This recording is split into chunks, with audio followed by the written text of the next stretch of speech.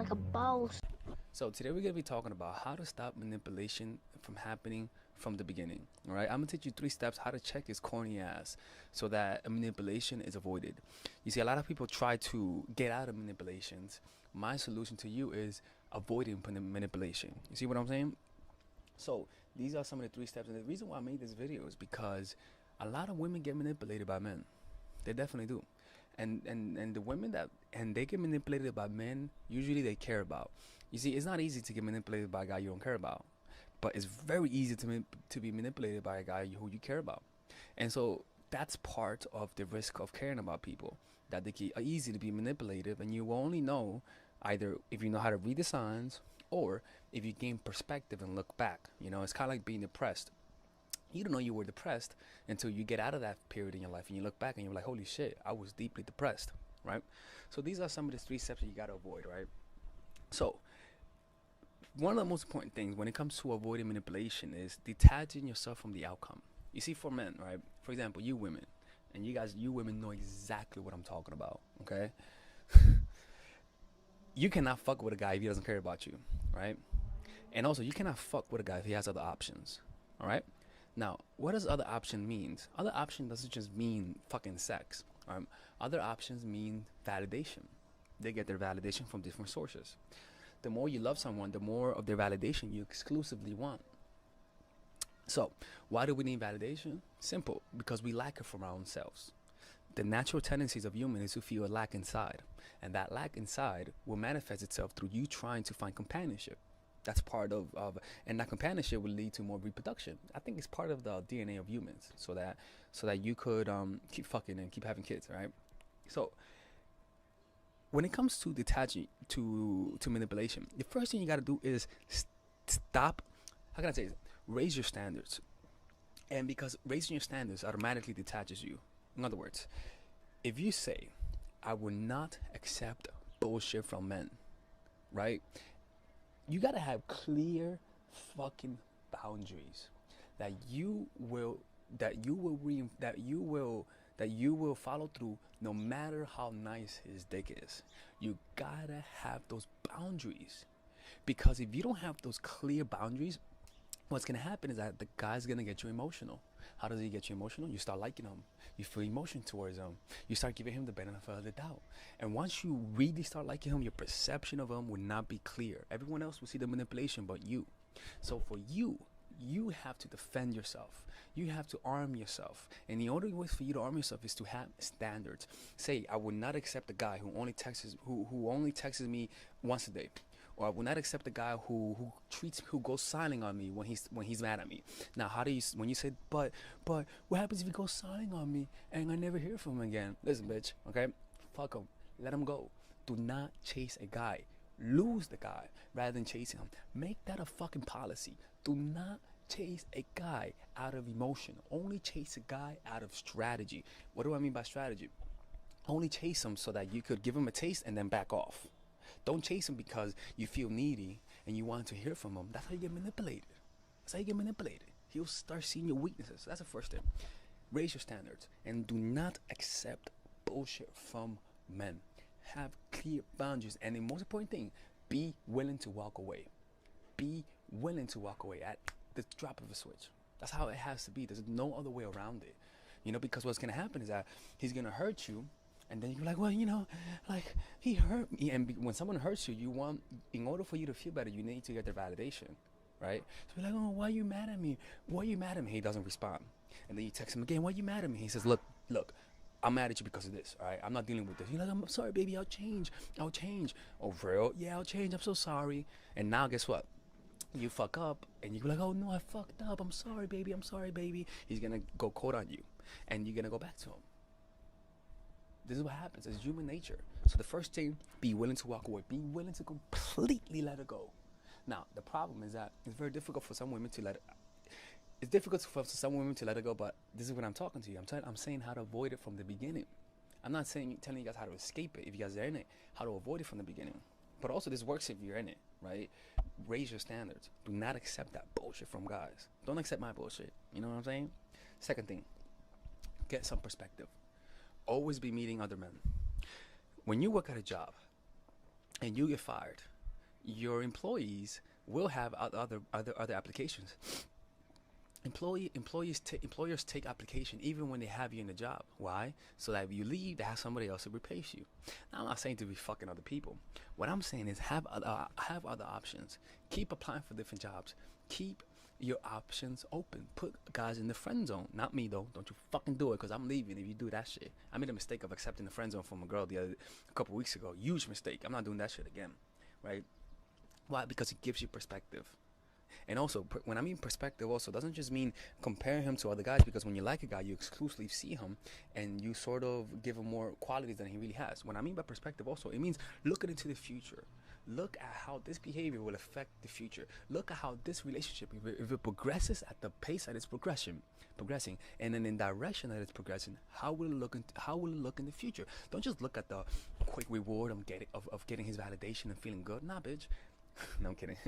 Look into the future and see how that affects your whole future, because sometimes the reason why you make bad decisions is because you don't gain perspective. You don't ask yourself, how does this decision affect my future? You see, for example, like, I smoke a lot of weed, right?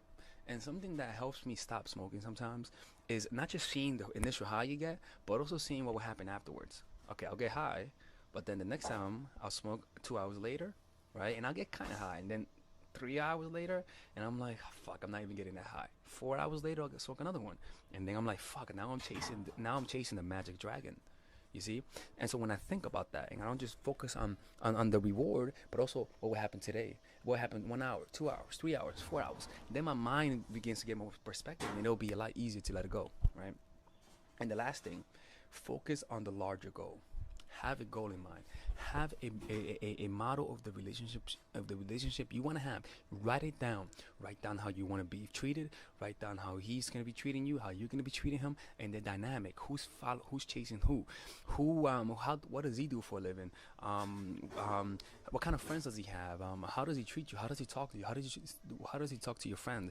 And also have things you will or will not accept in terms of your dream relationship. And every time you meet a guy, compare him to that. Ask yourself, is he worth it? And look for reasons to leave him, to overcompensate for your desire to overcompensate for your constant need to make him pass. You know what I'm saying? It's kind of like when you like someone, you're like, fuck, I want him to be good. I want him to be my kind of guy. And then he calls you a bitch, and you're like, well, he called me a bitch, but you know, he gave me a hug the other day. You see what I'm saying? So have the role model of the kind of relationship you have. It's kind of like having them role models. Sometimes you had bad role models for relationships, and so you accept shitty. Get a role model in your mind. Think about the perfect relationship and keep looking at that in your head. Your mind will focus on that. Your mind will how can I say, your mind will make that an obsession and will not accept any more than that. And the most important thing, when a guy doesn't meet your standards just because he's good looking and just because you like him emotionally, if he doesn't meet those standards, you gotta let him go. You have to let him go. You're gonna respect yourself more in the long run, but you have to let him go. You see what I'm saying? Any inconsistency, if he starts texting you once a day, if he takes days to text you, don't text him back until he starts begging you. Don't text him back. If he says, hey, how you been? Don't text him back. If he flakes on a date with you, if he flakes at the last second, don't text him back. Say, if he says, hey, look, I'm sorry, I'm not going to be here today, I won't be able to make it, and it's 1 hour before the date, don't text him back. Only text him when he begs you. He says, why? And you be like, look, man, I don't deal with this shit, man. If you want to play games, go somewhere else. You have to be like that. That's the only way to get a guy to respect you. You feel me?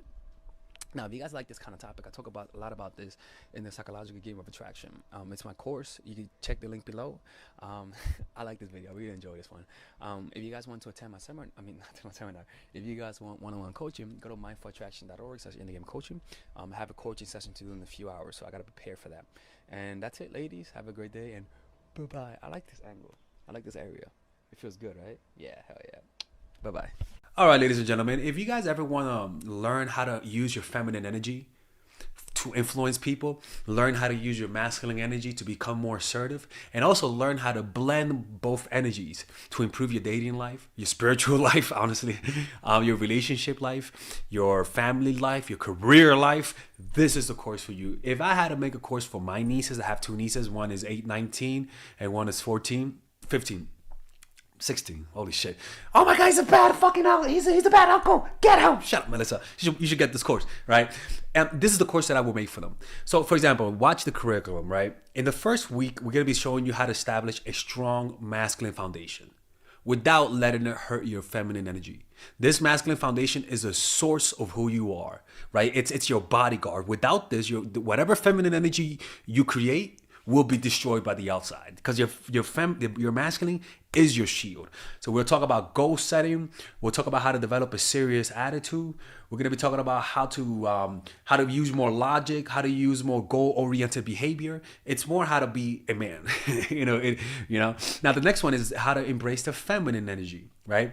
This one would teach you about how to minimize excessive masculine traits, developing self-awareness, healing abundant feminine energy, regulating your emotion, mastering voice qualities and facial expressions, surrendering control, and allowing pain to be felt. This is honestly, this will supercharge, like Kaioken, your masculine energy. After that, we have femininity in the workplace, and how to be feminine in the workplace without letting people take advantage of you, and the nuances of how women on power should behave versus women who are subordinates in the workplace, and even the dress code. This is based on psychology, people. It's kind of insane. I'm actually excited about this one. The next week, we talk about navigating the labyrinth of male and female friendship, and this a lot of women find confusing, so we talk about that. And how to identify envious friends, how to identify the good friends, how to keep male friends, and how to keep female friends. Week 5, we talk about how to release the burden of the past and stop and destroy mental projections. This is actually really powerful. And then week 6, we talk about how to increase your observational power so that you could read people better. And we have a bunch of bonuses. The course starts at $99, and you guys can pre-order the course today at $69 before it goes out. If you're watching this, most likely I'm in the meditation retreat, so I will be praying for all of you guys. And just click on the description down below of the video. Right there, you'll see it, and you could pre-order that course. It's gonna be out by the end of next month or the beginning of February of March. One of the two, people, because I have a 10-day retreat to do, and I want to finish the course after the retreat, because I think the ideas are gonna be so much better. All right, man. I'll see you guys later. Pre-order, man. I'm closing the channel.